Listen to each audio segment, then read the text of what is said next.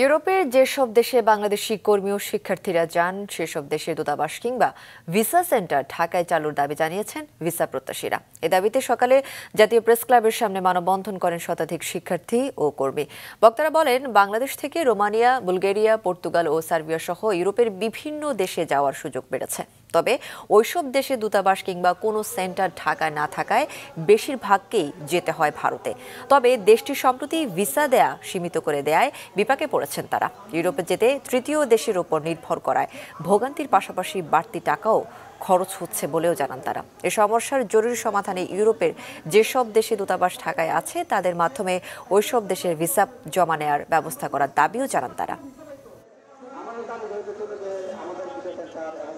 রোমানিয়াতে যায়, ক্রোয়েশিয়াতে যায়, সার্বিয়াতে যায়, নর্থ ম্যাসেডোনিয়াতে যায় বা বুলগেরিয়াতে যায়, এই সব দেশগুলোর অ্যাম্বাসিগুলোই কিন্তু ভারতে।